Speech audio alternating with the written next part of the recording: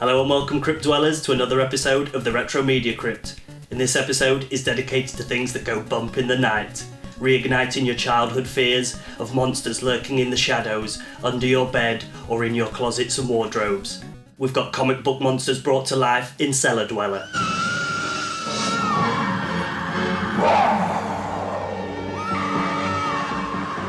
Shrunken scares in Monster in My Pocket on the Nintendo NES.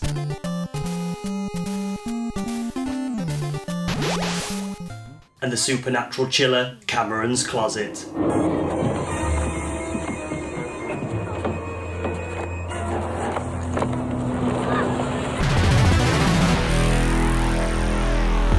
From the writer of The Howling, music by Friday the 13th composer, Harry Manfredini, and special effects by Carlo Rambaldi, who also designed E.T. Elliot. Cameron's Closet is a feature blessed with talent, but one that never truly realises its potential.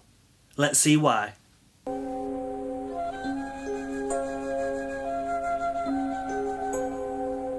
Released in 1988 by Medusa Pictures and directed by Armand Mastroianni, whose debut feature, 1980's He Knows You're Alone, also gave a screen debut to Tom Hanks. I wish I was big! It follows 10-year-old Cameron, who has telekinetic powers, and is exploited by his father, a research scientist who experiments on Cameron to realise his power. In attempting to explore the limits of Cameron's special skills, my associate Ben Majors and I have been conducting these various tests under isolated conditions. In a seemingly freak accident, Cameron's father is decapitated in his closet.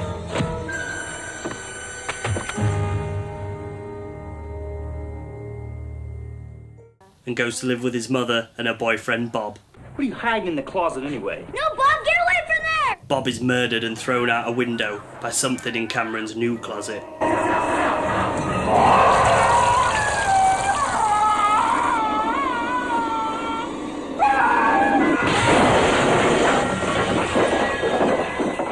In a bid to stop the evil creature, Cameron teams up with psychiatrist Dr. Nora Haley and investigating LAPD Sergeant Sam Taliaferro, who is having bad dreams and believes them to be connected with Cameron and the deaths.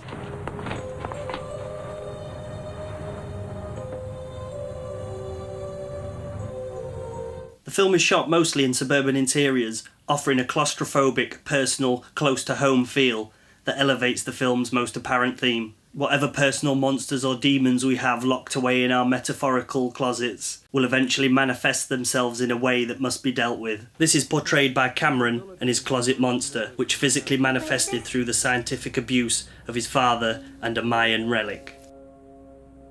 With characters in the film also burying or hiding their fears and problems, with Sam hiding his bad dreams and counselling from his peers, Cameron's mother and her alcohol abuse, and Cameron's uncle with his possible subconscious desires for his sister. The monster acts as a physical manifestation of these repressed feelings. Technically, the film is hit and miss, with some special effects looking a little crude. Well, that's good. I mean, given tonight's trauma, someone should be here. I mean, the boy's at a very tender age.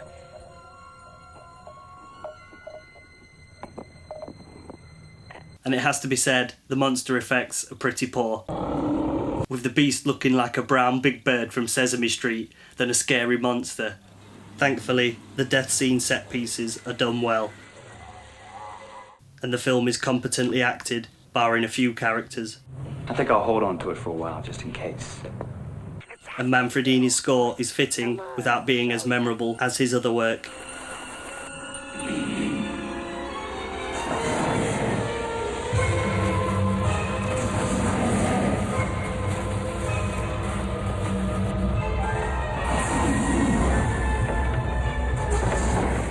In the end, Cameron's Closet drags on a bit too long for a full-length feature, and may have worked better as a short in a horror anthology. Nowhere near the calibre of E.T., The Howling and Friday the 13th, which some of the crew worked on prior to this film, as previously mentioned, but Cameron's Closet remains a passable view that has some interesting themes and ideas, but never really feels cohesive enough to become a genre classic.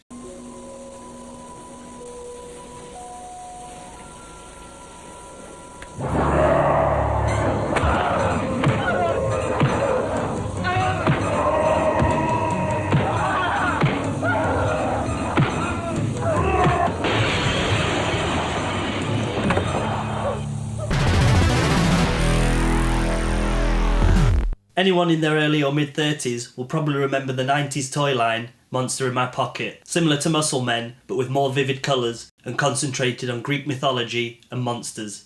I remember having Series 1 in the Monster Mountain lovingly displayed on my wall. In 1992, Palcom, an offshoot of Konami, decided to release a video game based on this franchise.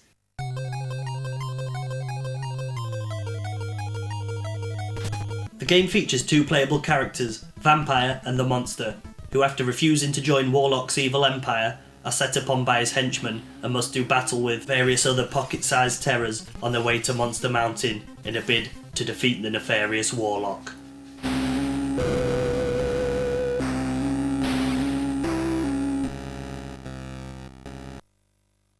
Gameplay is similar to games like Russian Attack and Bad Dudes vs Dragon Ninja. Players must get through the level, killing anything and everything that gets in your way. Gameplay is tight and the controls are responsive. Both characters have a punch attack that emits a powerful wave that damages enemies, and they both possess the ability to double jump, which is great because instead of going from left to right, you can ascend the level with a double jump to access higher tiers. You battle across 6 stages from kitchens to sewers and must face a boss at the end of each stage.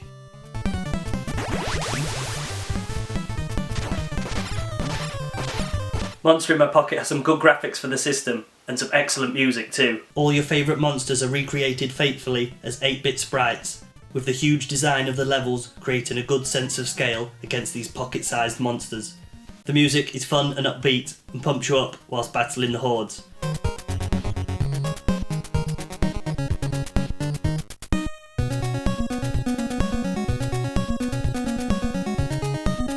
Unfortunately, there is some sprite flicker when a lot of enemies are on screen and is a little distracting, but characters are animated well and levels look bright and vivid.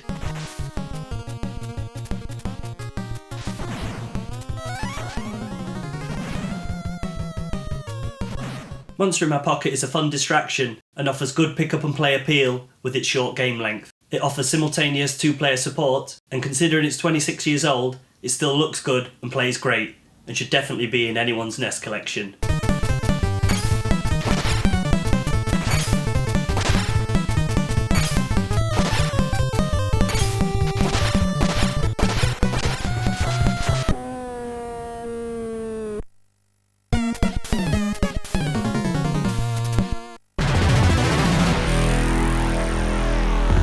It's part werewolf and vampire, demon and ghost. It will tear your throat open and drink your blood and feast on your stillborn brains.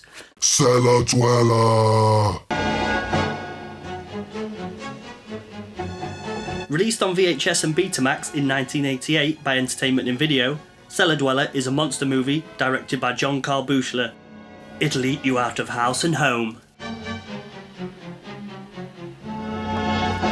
In the early 1950s, a cult horror comic artist, played by the inimitable Jeffrey Combs, is working on his latest masterpiece in the cellar of his gothic home. Only the comic is written with occult spells, and the beast in his comic comes to life.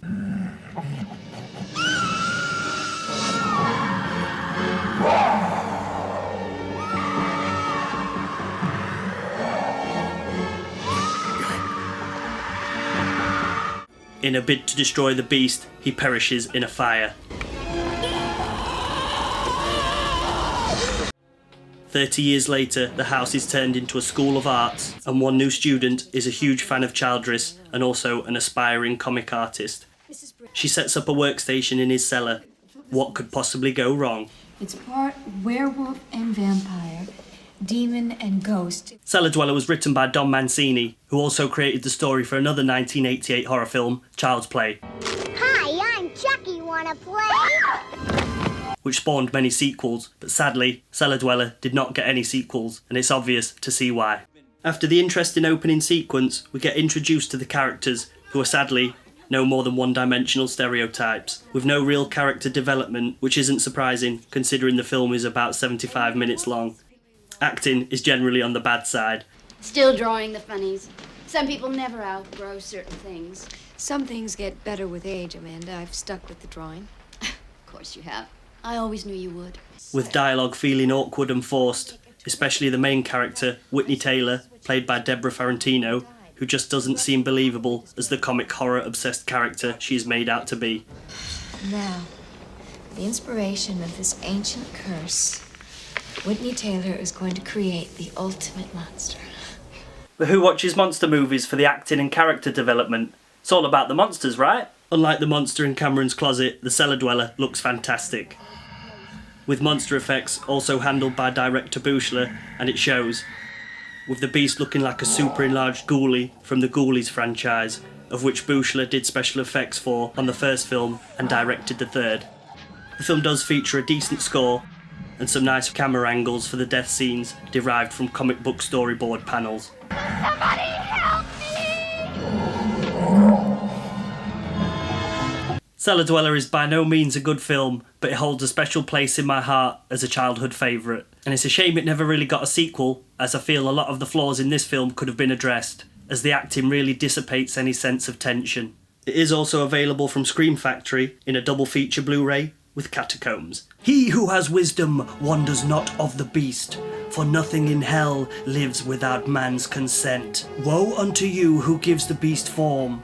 To contemplate evil is to ask evil home.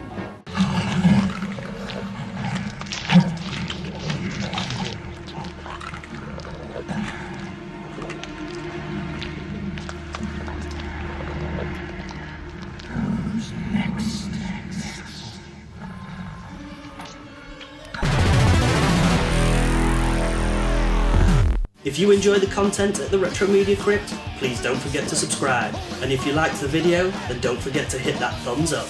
Till next time, Crypt Dwellers, goodbye.